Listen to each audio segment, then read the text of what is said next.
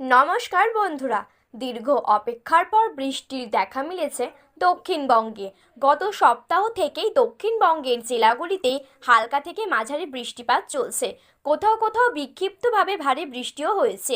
দক্ষিণবঙ্গের আবহাওয়ার পূর্বাভাস অনুযায়ী আগামী 7 দিন মোটামুটি সবকটি জেলাতেই হালকা থেকে মাঝারি বৃষ্টির সম্ভাবনা। আবহাওয়ার আপডেট অনুযায়ী আজ বৃষ্টি হবে বীরভূম, হুগলি, নদিয়া, পূর্ব বর্ধমান, পূর্ব ও পশ্চিম মেদিনীপুর, উত্তর চব্বিশ পরগনা জেলায়। বজ্রবিদ্যুৎ সহ হালকা থেকে মাঝারি বৃষ্টিপাত হতে পারে।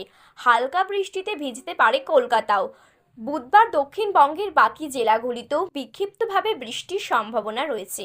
তো বন্ধুরা, বিস্তারিতভাবে জানতে হলে অবশ্যই ভিডিওটি শেষ পর্যন্ত মনোযোগ সহকারে দেখবেন এবং আপনার জেলার আবহাওয়া কেমন রয়েছে তা আমাদের ভিডিওর কমেন্ট বক্সে কমেন্ট করে জানিয়ে দেবেন।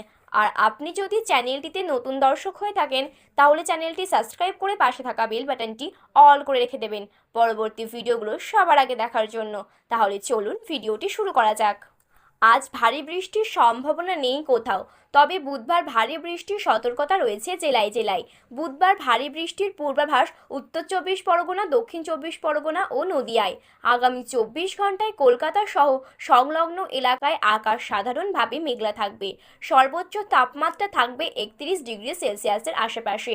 আবহাওয়া দফতরের সূত্রের খবর, আগামী কয়েকদিন হিমালয় সংলগ্ন পশ্চিমবঙ্গ এবং গাঙ্গেয় পশ্চিমবঙ্গের জেলাগুলির সর্বোচ্চ তাপমাত্রা উল্লেখযোগ্য কোনো পরিবর্তন লক্ষ্য করা যাবে না। ওদিকে উত্তরবঙ্গে বৃষ্টির সিলসিলা জারি থাকবে বলে জানিয়েছেন আবহাওয়া দফতর।